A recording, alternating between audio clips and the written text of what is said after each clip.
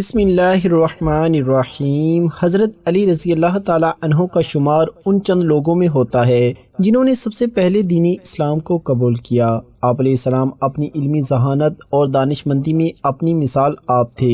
رسول اللہ صلی اللہ علیہ وسلم کو بھی قضاء اور فقہ کے بارے میں آپ علیہ السلام کی استعداد اور قابلیت کا اندازہ تھا، لہٰذا آپ صلی اللہ علیہ وسلم ضرورت کے وقت قضاء کی خدمات حضرت علی کے سپرد فرماتے تھے۔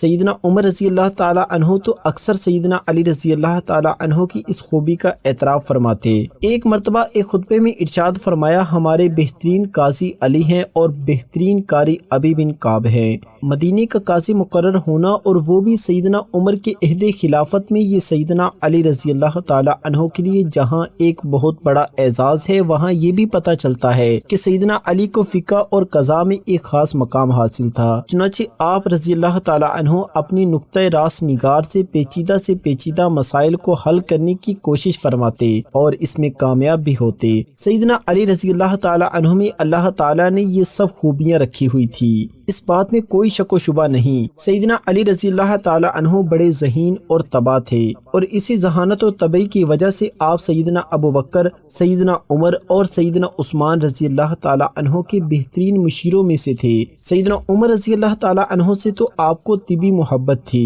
کیونکہ آپ کی بیٹی حضرت ام کلثوم بنت فاطمہ رضی اللہ تعالی عنہا حضرت سیدنا عمر رضی اللہ تعالی عنہ کی نکاح میں تھی۔ بہرحال آپ نے فقہ اجتہاد کی روشنی میں متعدد فیصلے کیے، اپنے دور خلافت میں بھی اور اپنے سے پہلے خلفاء کے دور خلافت میں بھی۔ ایک دفعہ ایک عورت اپنے نومولود بچے کو لے کر حضرت علی رضی اللہ تعالی عنہ کی خدمت میں روتی ہوئی حاضر ہوئی۔ اس کے ساتھ 3 مرد بھی تھے۔ وہ تینوں مرد اس بات کا دعویٰ کر رہے تھے کہ یہ بچہ اس کا ہے۔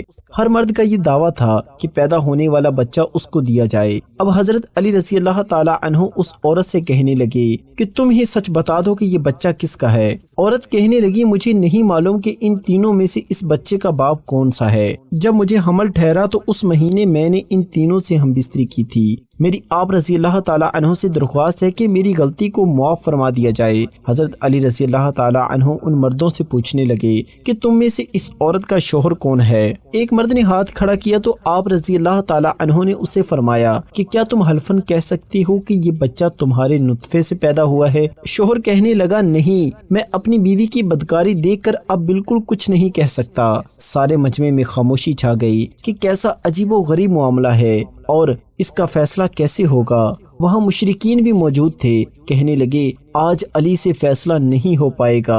حضرت علی رضی اللہ تعالی عنہ نے خاموشی اختیار کی اور فرمانے لگے، اس پیدا ہونے والے بچے کی دیت کے 3 حصے کیے جائیں۔ پھر آپ نے قرہ ڈالا۔ آپ علیہ السلام نے فرمایا، اب میں ہر ایک کے نام قرہ ڈالتا ہوں، جس کا نام قرے میں نکلا بچہ اس کا ہوگا، کیونکہ تم ایک دوسرے کے مخالف ہو۔ حضرت علی رضی اللہ تعالی عنہ نے لڑکے کے نام کا قرہ ڈالا۔ قرہ اس طرح ڈالا گیا کہ ان تینوں کے نام 3 ٹکڑوں پر یا کسی دوسری چیز پر لکھے گئے اور ان کے ناموں کو 3 ٹکڑوں میں چھاپا گیا۔ بچے سے کہا گیا کہ ان میں سے ایک کو اٹھائے۔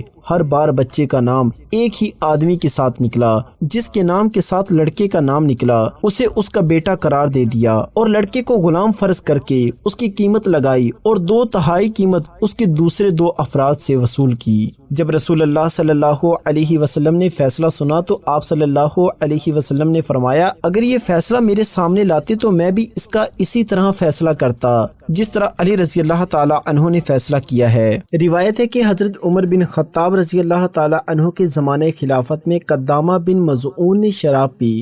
حضرت عمر رضی اللہ تعالی عنہ نے اس پر حد جاری کرنے کا حکم دیا۔ قدامہ نے کہا، مجھ پر کوئی حد نہیں ہے، کیونکہ خداوند عالم کا فرمان موجود ہے، ایمان لانے والوں اور عمل صالح کرنے والوں پر کوئی حرج نہیں ہے، جو کچھ انہوں نے کھایا یا پیا ہو۔ میں مہاجرین اولین اور مجاہدین بدر میں سے ہوں۔ حضرت عمر رضی اللہ تعالی عنہ نے کہا، اس نے درست کہا ہے۔ آخرکار قدامہ کو بغیر سزا دیے چھوڑ دیا گیا اور اس پر کوئی حد جاری نہ کی گئی۔ یہ بات حضرت علی رضی اللہ تعالی عنہ تک پہنچی۔ آپ حضرت عمر رضی اللہ تعالی عنہ کے پاس آئے اور دریافت کیا کہ قداموں پر حد جاری کیوں نہیں کی اور اسے رہا کیوں کیا؟ حضرت عمر رضی اللہ تعالیٰ عنہ نے سارا ماجرا سنایا۔ حضرت علی رضی اللہ تعالیٰ عنہ نے عرض کیا، امیر المؤمنین قدامہ اس آیت کا اہل نہیں ہے، نہ وہ شخص جو اس کی راہ پر چل کر حرام کا مرتکب ہو۔ اس بات میں تو کوئی شک نہیں ہے یہ شخص خدا اور رسول پر ایمان لایا، البتہ یہ لوگ خدا کی حرام کردہ چیزوں کو حلال نہیں کر سکتے۔